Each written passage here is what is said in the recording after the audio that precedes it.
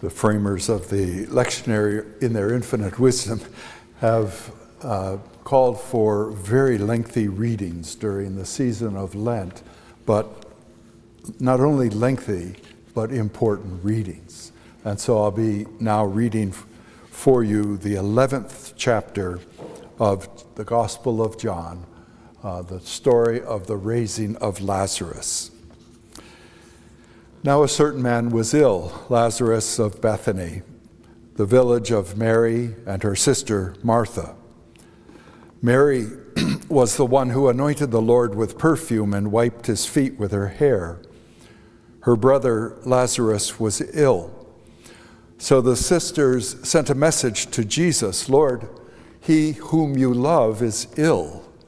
But when Jesus said it, when heard it, he said, "This illness does not lead to death. Rather, it is for God's glory, so that the Son of God may be glorified through it." Accordingly, though Jesus loved Martha and her sister and Lazarus, after having heard that Lazarus was ill, he stayed 2 days longer in the place where he was. Then after this, he said to the disciples, "Let us go to Judea again." The disciples said to him, "Rabbi, the Jews were just now trying to stone you, and are you going to go there again?" Jesus answered, "Are there not 12 hours of daylight? Those who walk during the day do not stumble because they see the light of this world. But those who walk at night stumble because the light is not in them." After saying this, he told them, "Our friend Lazarus has fallen asleep, but I am going there to awaken him." The disciples said to Jesus, "Lord, if he has fallen asleep, he will be all right." Jesus, however, had been speaking about his death, but they thought that he was referring merely to sleep. Then Jesus told them plainly, "Lazarus is dead. For your sake, I am glad I was not there, so that you may believe. But let us go to him." Thomas, who was called the twin, said to his fellow disciples, "Let us also go, that we may die with him." When Jesus arrived, he found that Lazarus had already been in the tomb for 4 days. Now Bethany was near Jerusalem, some 2 miles away, and many of the Jews had come to Martha and Mary to console them about their brother. When Martha heard that Jesus was coming, she went and met him, while Mary stayed at home. Martha said to Jesus, "Lord, if you had been here, my brother would not have died. But even now, I know that God will give you whatever you ask of him." Jesus said to her, "Your brother will rise again." Martha said to him, "I know that he will rise again in the resurrection on the last day." Jesus said to her, "I am the resurrection and the life. Those who believe in me, even though they die, will live. And everyone who lives and believes in me will never die. Do you believe this?" She said to him, "Yes, Lord. I believe that you are the Messiah, the Son of God, the one coming into the world." When she had said this, she went back and called her sister and Mary and told her privately, "The teacher is here and is calling for you." And when she heard it, she got up quickly and went to him. Now Jesus had not yet come to the village, but was still at the place where Martha had met him. The Jews who were with her in the house, consoling her, saw Mary get up quickly and go out. They followed her because they thought she was going to the tomb to weep there. When Mary came where Jesus was and saw him, she knelt at his feet and said to him, "Lord, if you had been here, my brother would not have died." When Jesus saw her weeping, and the Jews who came with her also weeping, he was greatly disturbed in spirit and deeply moved. He said, "Where have you laid him?" And they said to him, "Lord, come and see." And Jesus began to weep. So the Jews said, See how he loved him." But some of them said, "Could not he who opened the eyes of the blind man have kept this man from dying?" Then Jesus again greatly disturbed, came to the tomb. It was a cave, and a stone was lying against it. Jesus said, "Take away the stone."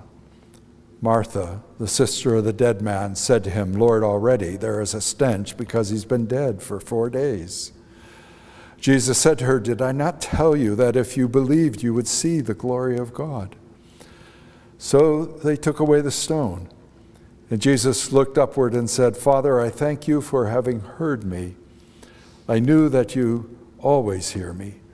But I have said this for the sake of the crowd standing here, so that they may believe that you sent me." When he had said this, he cried with a loud voice, "Lazarus, Lazarus, come out!" The dead man came out, and his hands and feet bound with strips of cloth, and his face wrapped in a cloth. Jesus said to them, "Unbind him and let him go." And many of the Jews, therefore, who had come with Mary and had seen what Jesus did, believed in him. And here ends our reading from the gospel. May God add to our understanding of our hearing. So you can see lengthy lessons packed with stuff. And given that we have about 12 to 15 minutes, you can be sure I'm going to have to be very selective in what I talk about this morning. But my meditation relates to both of the lessons, Ezekiel's vision of the valley of dry bones and John's account of raising Lazarus from the dead. And the main point that I want to focus on in the sermon is that which both authors sketch out, the way in which God gives hope to the hopeless and life to the lifeless. The late Murphy Davis, a Presbyterian minister and director of the Southern Prison Ministry in Atlanta, Georgia, wrote an article printed in Christian Century titled "Prisons and Preaching." Prisons and Preaching. She describes how on one of her weekly trips to death row, she took with her a friend, a well-known and highly respected theologian. She invited her theologian friend to come along to hear firsthand some of the stories and struggles of those living on death row. And Davis, in her article, describes the visit, and now I quote from that article. "We made our tedious way past guard towers, down long corridors, through clanging gates, past ID checks, through metal detectors, past glass cages, through more gates, and into a narrow concrete and steel visiting room. After a good long wait, we finally greeted Billy Mitchell, a prisoner on death row, whom I had known by that time for several years. Billy was a strong, proud black man who knew more than most people about human dignity and was known to his friends for his keen political insight and brutal honesty. And we sat down together. And Billy fixed his gaze on my friend and without further ado asked, "So, what's the good news? What's the good news?" And after all the bustle and hustles of getting in, it was suddenly very quiet. The question hung in the air like a curious object, while a slow, surprised expression took over my friend's face. His mouth hung slightly open until he began to wrestle aloud to find an appropriate response to Billy's question. End of quotation. A prisoner on death row asks, "What's the good news?" And a highly respected and well-published theologian struggles to find an answer. I would have struggled too, and I think you might have as well. It's not an easy question to answer, especially when asked by a prisoner sitting on death row. But the question is similar in nature to the questions that confronted both Ezekiel and Jesus. For Ezekiel, the questions were being asked by a people in exile. The people of Israel had been carried away from their homes, their workplaces, their promised land by a conquering nation, and had now been living away from their homeland for some 20 years or more. Despair had begun to set in of ever returning to their homes. This despair is heard in the words of Ezekiel, "Our bones are dried up. Our hope is lost. We are completely cut off." A similar quality of despair is heard in the words and voice of Mary and Martha, the sisters of Lazarus. When Lazarus had fallen ill, the sisters had sent a message to Jesus, "Lord, he whom you love is ill." But inexplicably, Jesus delays going to visit him for days. The despair of Mary and Martha is heard in their words, "If you had been here, my brother would not have died." As biblical scholar Sarah Dillon Brewer writes in her lectionary blog, Mary and Martha were in dire straits. The way they'd been living was exactly true to Jesus' radical call discipleship. They lived with their brother, remaining free to follow wherever Jesus asked them to go. And now with their brother dying, the risks involved in their path of discipleship were disturbingly clear. Lazarus was the only male in the household, a culture in which women without a man were profoundly vulnerable to poverty and exploitation. Lazarus was not only a beloved brother, but he was also the closest thing to social security that Mary and Martha had, and he was slipping away. In Ezekiel, despair is felt by a community captured and held in exile. In John, despair is felt by a bereaved family, deprived of a beloved brother who is also the family's breadwinner. Each story places us in a setting of despair while asking, what's the good news?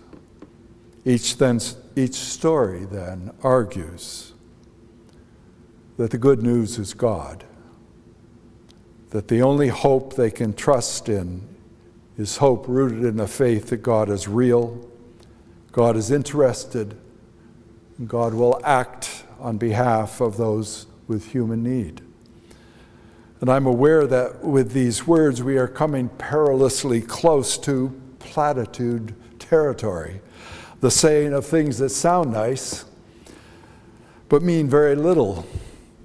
But despair tests us in many ways, not the least of which is our faith in a God who is not only real but caring, engaged, and willing to act in behalf of human need. In Ezekiel, the prophet describes a vision that he has received. In this vision, he is taken to a large plain or valley that is littered with human bones. It is the scene of some great massacre. The bodies have been left out in the blazing heat of that arid land for a very long time. The flesh has long ago disappeared. The sun has bleached the bones white. Ezekiel's companion in this vision is one he calls Lord, one he calls the God of Israel. The God of Israel asks, "Mortal, can these bones live?" And surprised by the question, Ezekiel replies, as any of us might reply, Lord God, I guess you know." God then invites Ezekiel to participate in the miracle. And Ezekiel describes what happens. There was a noise, a sound of clattering. The bones joined together. I looked and I saw that they were covered with sinews. Flesh was growing on them and skin was covering them. I prophesied as the Lord ordered me, and the breath entered them. They came to life again, stood on their feet, a great and immense army. What an extraordinary vision. But what could it mean? Simply this, that only God can give life to the lifeless. Only God can bring hope to the hopeless. And God will do what God has promised, of which the vision is a foretelling, in God's good time. Is such good news. Pastor Davis tells us that her friend, death row inmate Billy Mitchell, died. Electricity coursed through his body until the judge's orders, the people's will, had been satisfied. But his question still begs for an answer. What does the church have to say to the condemned of this world about good news? What good news do we have for those in despair, the homeless poor of our region and state? What good news does the church have to offer to the people of our world struggling with poverty, famine, the lack of good drinking water, the devastation of war? What good news does the church have to offer to those who struggle with personal issues? A parishioner once asked, "If you ever preach a sermon on depression, let me know. I want to hear it." Others ask, "Where can I find hope in this present moment in our nation's life?" The late Roman Catholic Archbishop Oscar Romero described his pastoral task as feeding the hope of the poor. Feeding the hope of the poor. And one might ask what he meant. He would explain that for generations the church had taught that hope lay in the rewards of another world, that if one suffered patiently, one would be rewarded. It was, in some sense, a pie-in-the-sky kind of spirituality, and it made the poor of the world continually vulnerable to the exploitation of the wealthy and the powerful. But there came a time when Romero's church began to understand that it needed to do more than to preach of a distant hope, that it needed to walk with its people in the midst of poverty, to seek ways to help them improve their lot, what we might call practicing a ministry of presence, being present with one's people. And the church was moved to begin building schools to educate the illiterate.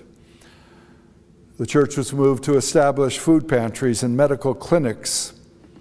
Soon the church was being seen as a friend to the poor and correspondingly an enemy to the rich and the powerful who had benefited for generations from the powerlessness of the poor. But feeding the hope of the poor wasn't just a slogan for Archbishop Romero's church. It was a commitment to be as Christ to the poor of their land.